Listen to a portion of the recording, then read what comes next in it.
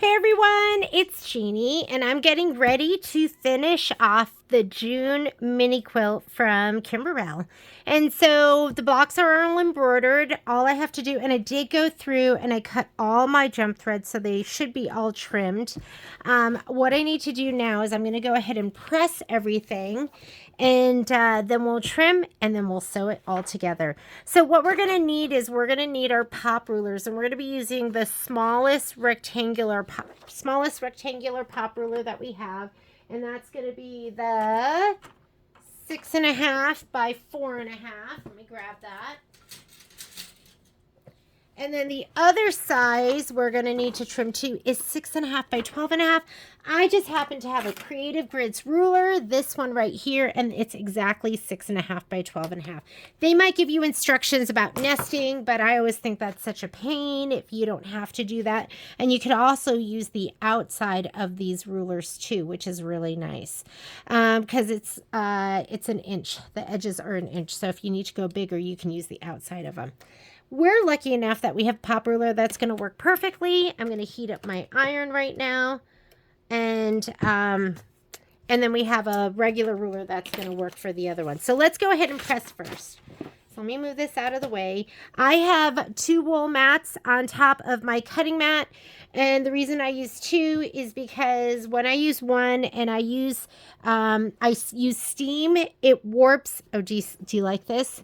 This is called Jeannie accidentally let the embroidery flip under and it got stitched down. So don't worry about this. This is going to stay there. It has to. But this I'll cut out of the edges so it'll be easy to sew together. Yes, that's what happened. I don't know if you were with me when I was going to cut them all apart. And I was like, oh, look at that.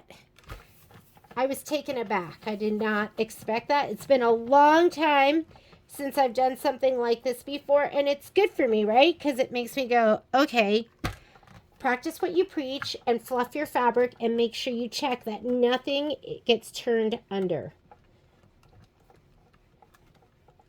And luckily, since I don't need to quilt this, and it's going back to back with my May mini quilt, it's going to be fine. But it was one of those things. I have just water in here, so I'm just using water. It was one of those things where I saw it and I turned off the camera and I was like, a bunch of bad words came out of my mouth. So your whole goal is to get your block to lay flat. Okay? So you want it to be flat and not ripply.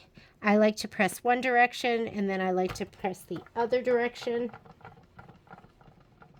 And I like to press it down into a wool mat. Wool mat has a little bit of give and rebound, so it presses the embroidery and spreads the fabric.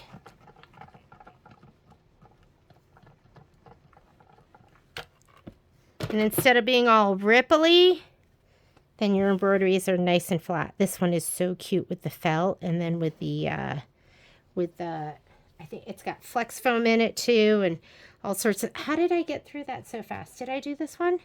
I don't think I did this one. Okay, let's go ahead. Yes, I didn't do this one. I can tell because it's not totally laying flat. And where I really want it flat are the edges.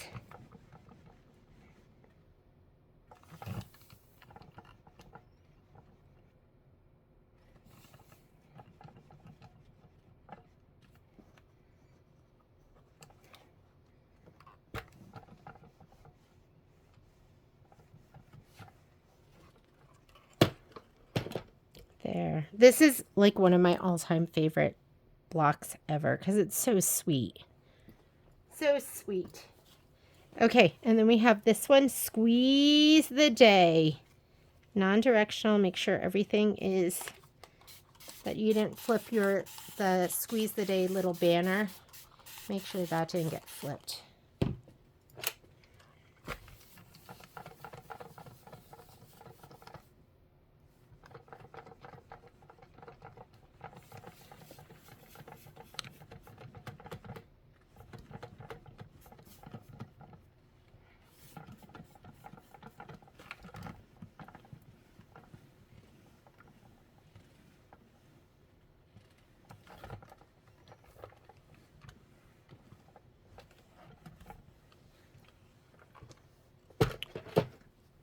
Might get a little steamy under your vinyl. Don't worry about it. That'll go away.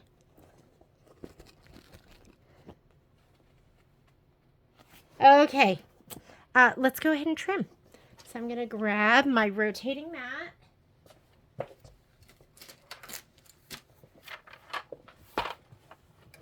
Let's grab my prop ruler and my rotary cutter.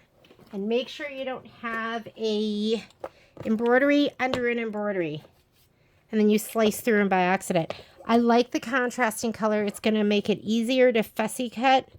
So you want to lay down your pop ruler. You're going to see my head in just a second because I like to look straight down from the top. And you want it to fit as best as possible. It's never going to be perfect. And then you just cut.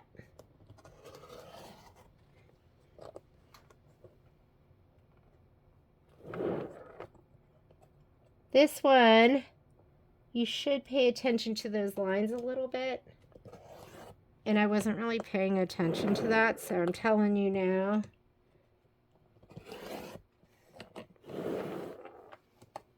And hold your ruler down. So you are going to, let me trim this. I find that I usually have to trim just a little bit, and that looks pretty perfect. Okay, so let's do that again. You're gonna frame, make sure you don't get any of that twine in there. I'm gonna look down from above, make sure it fits as best as possible, but it's not gonna be perfect. And you're gonna take your rotary cutter, push it down into this little corner, into the little outie area, and keep your rotary cutter against the left side. Hold everything and turn. Don't let go of your pop ruler and turn, because stuff will swing around and your pop ruler might not be right where you want it to be. And that's why the rotating mat is so important. We sell these at the store. These are the Martelli rotating mats, and they're my favorite, and I think they're the best. There's another brand out there that seems pretty good. I can't even remember the name of it. But I go, why carry that when we carry the Martelli? And there you go. Perfect and ready to sew together. All right, next one. Here we go. Blueberries. Again, I'm going to put this right on top. I'm going to look from above.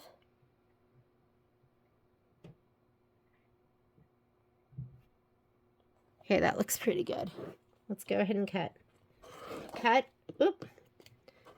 I could just tell that didn't go through. Hold, turn. Cut. Oh man, did you see that move? It did. So just get it realigned. You can see where the cut marks are.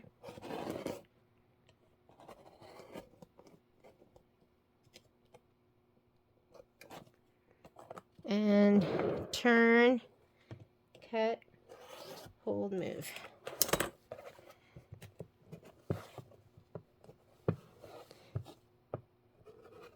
Yeah, it felt super. Oh, you know why it feels so thick? Because I had that other embroidery. And I want this out of here. So I will go ahead and remove some of these stitches just to make sure this isn't in the seam when I go to sew it together, because that's going to make it a little bit tough. So we'll take that out. And I want these out too.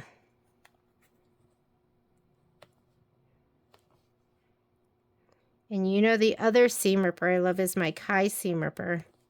It's perfect for things like this, but I'll just go ahead and do this really quickly. I was like, why can't I cut through? That's because of this thick stuff, a double embroidery. I mean, that makes it super heavy. And I'm just going to do this now. So when I go to sew it together, I don't have these super, and you're not doing this. This is just me. This is me because I accidentally embroidered on top of an embroidery. Yes, I did. That's what this is. So yours shouldn't look like that. And now it's perfect and beautiful, and I'm ready for the next one. Okay, with this one, I'm going to use my 6.5 by 12.5 inch ruler because I'm fortunate enough to have one that size. It's such a great size. If you don't have one, you should get one. This one is made by Creative Grids, and Creative Grids are my favorite rulers. Oh, so don't forget, this is going to be about 12 inches because I shrank it down. So I have to go about 1/2 inch to the left of that and 1/2 inch to the right of that. And there we go.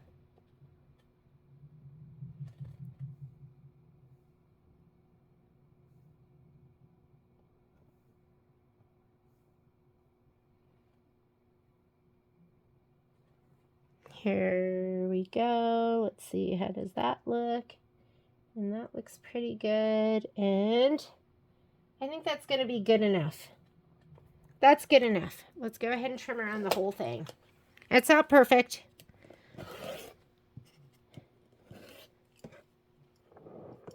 Hold the whole thing. Rotate. Move your hand up as you're cutting.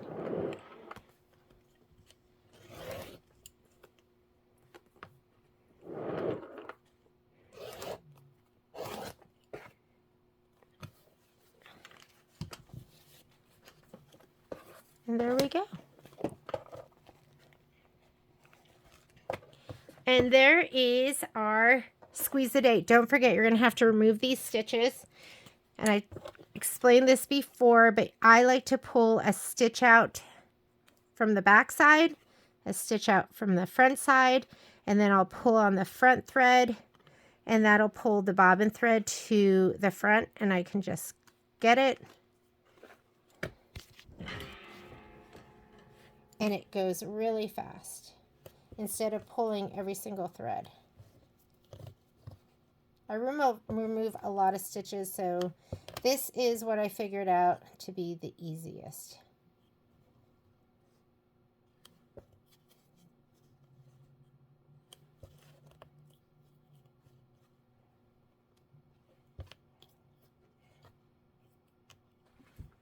Okay. I'm going to do this side. Same thing. A stitch from the front, a stitch from the back, and then I pull on the front thread, and it pulls the bobbin thread to the front, and I can just cut that and pull.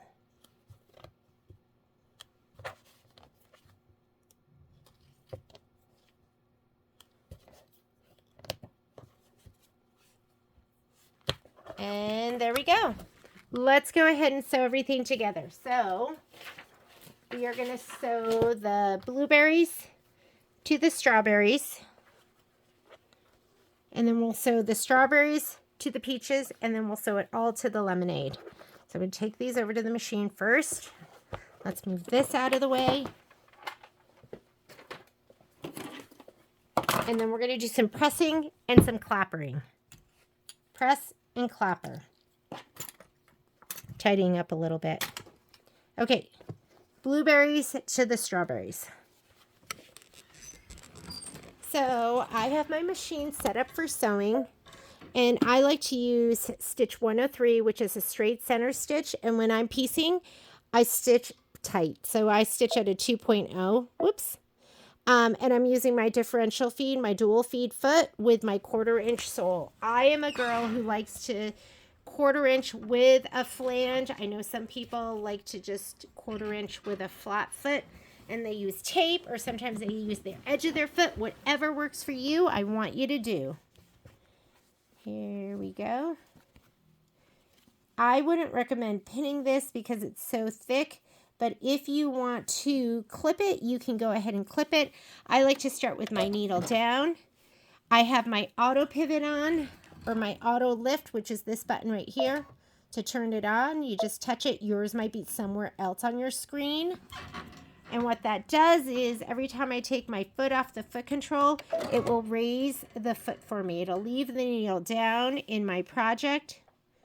The other thing I like to do is I'm going to abut my fabric to my needle that's in the down position. I'll let it do a couple of stitches. I'll hold it in place and then I'll let it go. And I'm not fighting the feed dogs, but I do hold it there, and that way I'm not really doing a back stitch, but it's doing a locking stitch. I'm not setting it to lock on my screen. It's just I'm holding it there and letting it do a couple of stitches in place. I'm going to go ahead and sew right off. Check and rethread the upper. Not sure what that means because I look like I'm threaded. Let's see. Did it not? Oh, look at that. We weren't connected that whole time. Okay, so it looked like it was sewing, but maybe my bobbin's in. Let's go ahead and just reset it.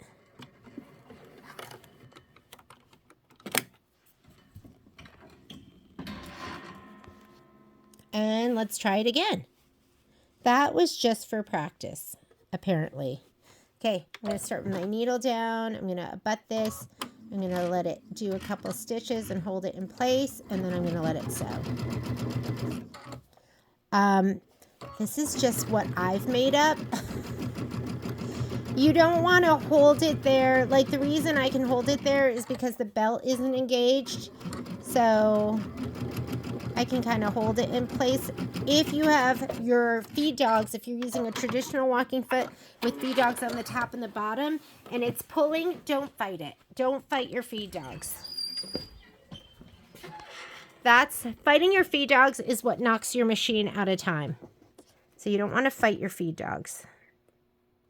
Uh-oh, my iron wasn't on, but guess what? It's still hot. Okay, so I'm going to go ahead and press. This is my system. Press.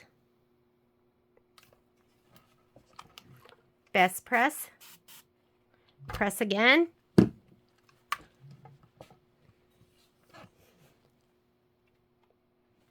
And clapper. The clapper is going to set your seam, and it's going to hold that seam down. It's going to use the heat that's in the block and in the fabric and in the mat, and it's going to just kind of hold it there, make it nice and flat. Okay, next we're going to go ahead and add the peaches.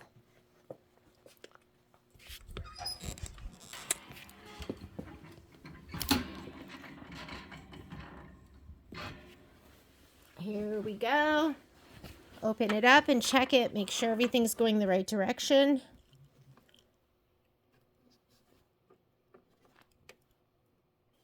All right, I'm going to start with my needle down. I'm going to let it take a stitch, and I'm just going to hold it there and let it lock. And then I'm going to go.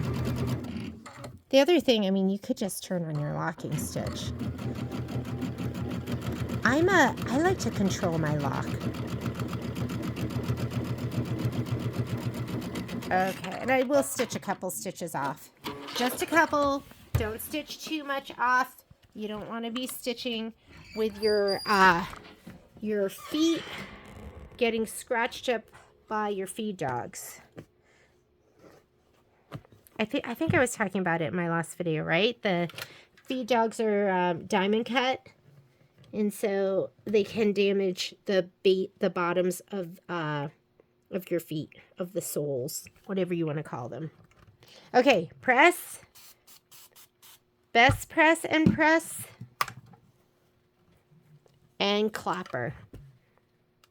I don't even know if this is like the right way to do stuff. This is like how I do stuff.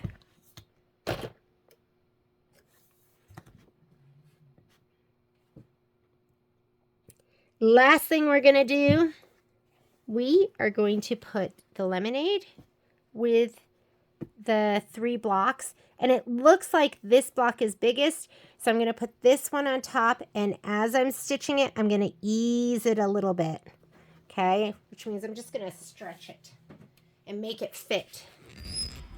And it's always easiest to put the smaller block on the top, or at least, I mean, that's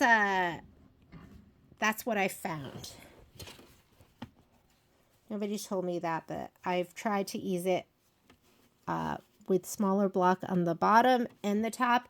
And, okay, needle down. I find it easier to put the smaller block on the top. Okay, block. I'm just going to ease this a little bit. Just give it a little stretch as I sew.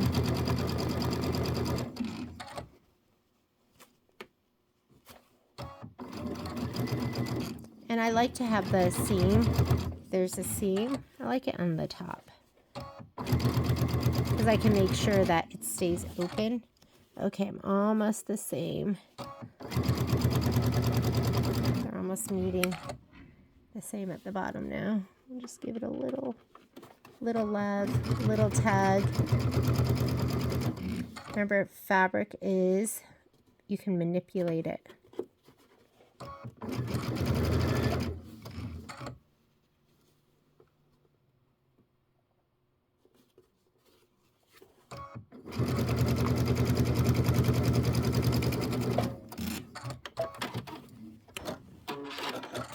All right, come on back over. One last press.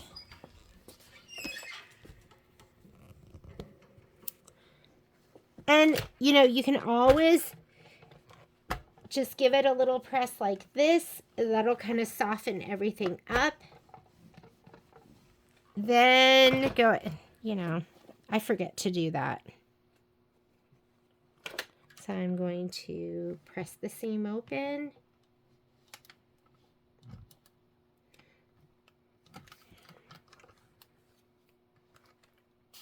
Best press and press.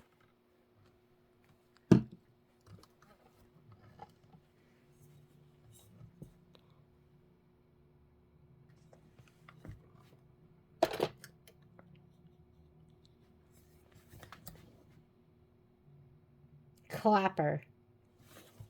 Okay, I'll do this side next. Press the seam open.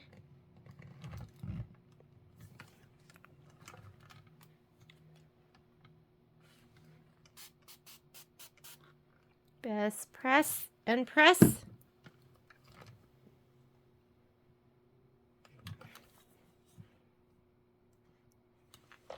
And clapper.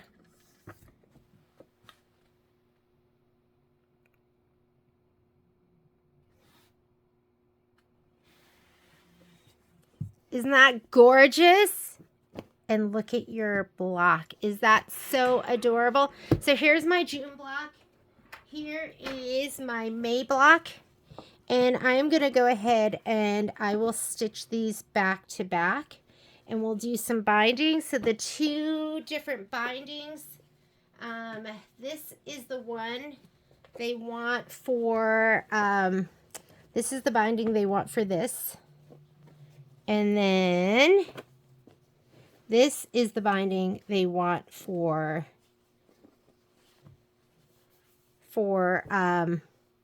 the other side. So I'll have to decide what's going to look best. I think